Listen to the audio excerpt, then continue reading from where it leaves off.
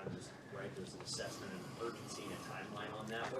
What's been your time frame for charting their growth and making decisions about who where? Yeah, I would say every day is a measurement. I wouldn't necessarily give you a timeline, but every day we're definitely measuring, trying to get those quantitative measures, whether it be completion percentage, mental errors, low, so forth, at every position. So, we're in the early processes of that as far as final decisions, but every day is definitely a measurement, and we're trying to, touch all those details as we go. You mentioned completion percentage and mental errors. What are the criteria to look at as far as you're making? I think those are the big ones with the quarterback specifically. We're talking about ball security. That's a huge component as far as what we're trying to get done. We're talking about execution, right? Physicality. Those are all things that we're talking about. But, you're talking about with the quarterback specifically, the execution, right? That's the guy that's hopefully going to be out on the field. It's going to give us a chance to execute and make plays with the component of ball security. How does this time of year differ for you coming back in August because you had the period of acclimation in the spring? Because it was new to you then, not new to you now. So what does that allow you to do different with these guys? Yeah, I think the more longevity and more continuity you have, you're more in a macro level, right? Macro versus micro, right? You're in macro, meaning big picture, playbook drawings. You're really talking the big picture, whereas we've had that in the spring. Even the young guys coming in had that, hey, here are the playbook drawings. Now, the further we get, because really this is the third install that they've had with similar schemes, if you will. So now we're really trying to get into the details of whether it be footwork, decision-making, checks, the variations upon a playbook drawing per se. What about Dylan? Where have you seen him make his biggest jump just from having your first look at him in January to now here in August? Yeah, and to be expected, probably with all quarterbacks, there's just a comfort level as far as whether it be the play call that's given in, the coverage that they're seeing. I think the more reps and experience that you get, there's that comfort level that continues to grow, right? So, whether it be pocket presence, hey, we drop back, they bring a blitz, you're calm and poised in the pocket and make the right decision. So I think that's probably the good thing that I've seen or positive that I've seen, from the spring. It's kind of a big picture, a lot of moving parts. Introduction of playbook, introduction of defense. Obviously, Tony does a great job schematically with some exotic looks. So the experience, the meeting rooms, as we talk through it in the decision-making process, I think there's a comfort level that continues to improve. At I think the media days, Coach Rule spoke a lot about eliminating turnovers, being a big goal for the offense. I mean, is there anything you're coaching with these guys specifically to achieve that goal? Well, there's obviously the physical component of handling the ball, whether it be quarterback center, snap gun, snaps from gun, et cetera. But I think there's a component of just decision-making in general, right? Are we making risky decisions as far as trying to put the ball in tight windows versus checking the ball down? So I think there's a couple of, pillars that you can address to try to improve that. So, again, a daily measurement we're working through and trying to get better at. You've got guys that have strong arms, and you have a couple who really do. How do you balance between don't make a risky decision, but also letting them have their stinger and make sure they're taking throws they believe in? Yeah, I think there is a fine line to that. I think there's a science, and you definitely don't want to take their stinger away. But we do have some guys that do have, arm talent for sure and can get down the field. I think there is a component of take what the defense is giving you too, right? Like, hey, they're playing cover 2. There's a drop 8. There's guys way back there. Obviously, we're not going to force the ball down the field, so that's not a time to do that. If they're allowing you or giving you a look to maybe do something aggressive down the field, then definitely we want to do it. Say they give us man coverage one time a game. Well, we don't want to miss that one chance to be aggressive in man coverage. You have 5 or all 6 of your quarterbacks on the 120. 5. Yeah, 5.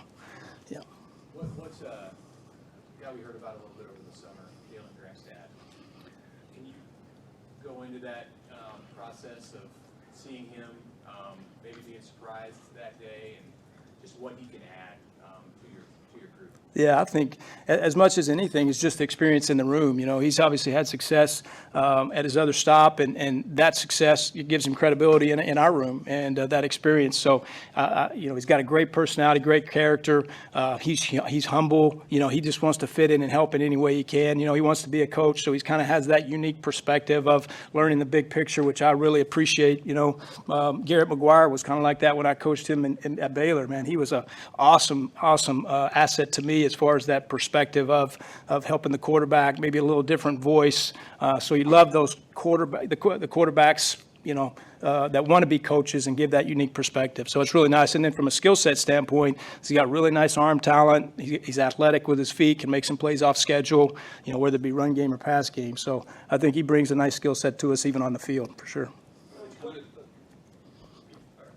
What have the conversations kind of been like with Dylan about just sort of handling a moment as a freshman, the national attention, and soaking that all in, but also still being a freshman in college and being a football player? Yeah, I think that's a conversation you have with everybody, really, right? I mean, when you get to this level, there's a lot of eyes on you and a lot of voices. So, but at the end of the day, we can control what we can control, and it's just talking about the preparation day to day. And once the ball's snapped, then we make a right decision, and all that stuff that's outside really has no factor in what we're trying to get done. So the emphasis is, make sure we're on the same page. We're trying to get done from a coaching standpoint to a performance standpoint, and then God's ability will let you do the rest.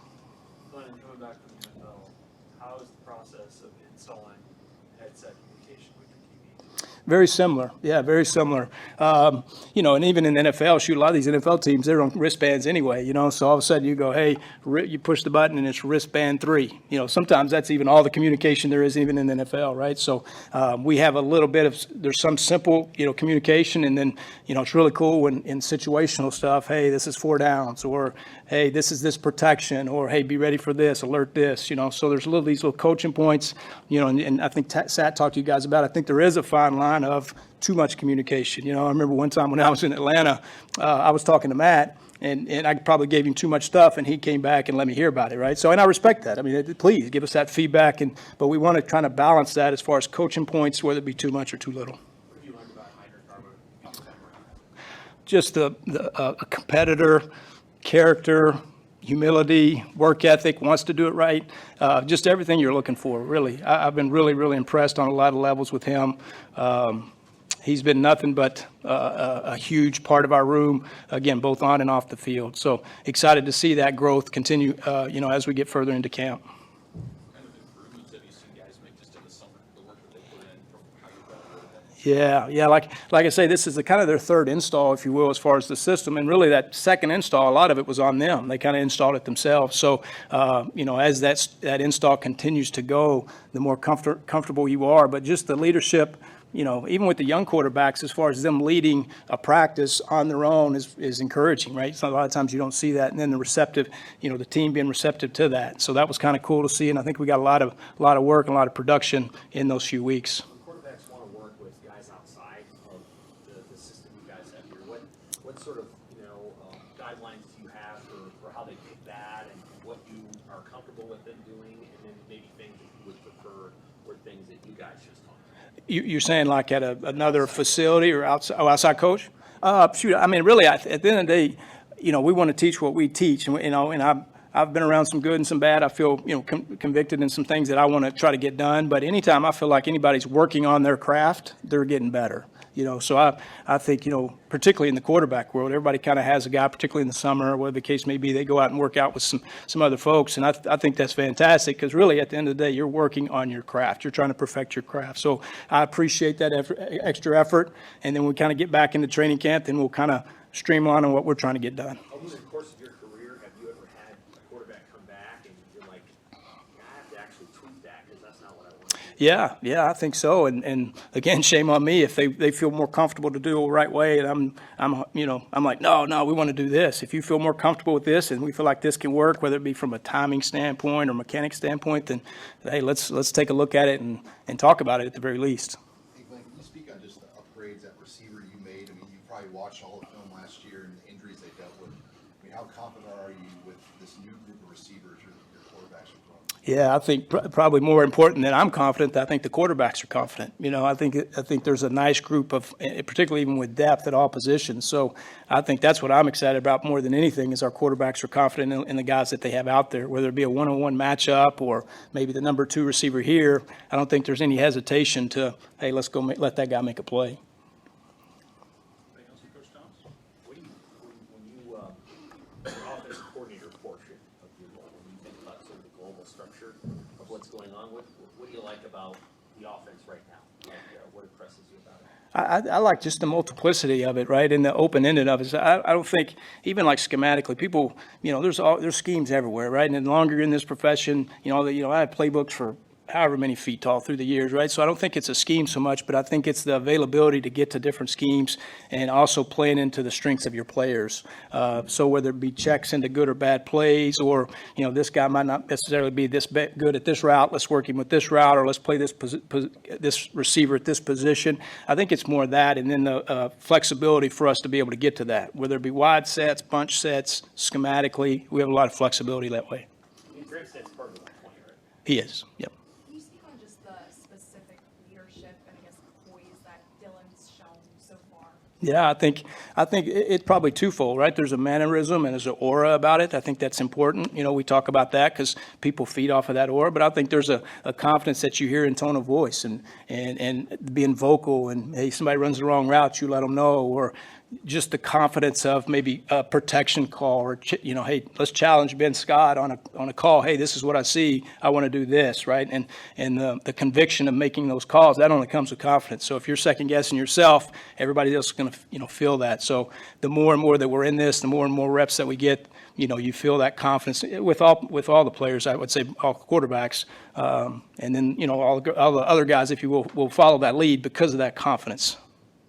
Can you teach that, or is that just something somebody has in you when you get? Probably a little of both, I would say, probably a little of both, but I definitely think there's an element of teaching to it, and I think that comes a lot in the meeting room, because if they understand what you're teaching in the meeting room and they really grasp that, I think they can really speak in confidence, right? And they can feel that confidence when they make a check or make a call, as opposed to kind of, tippy-toeing up to a call. Who's your fifth quarterback that you can't? You mentioned the four already. Who would be your fifth guy? Bodie. Bodie. Yep. Awesome. Thanks, guys.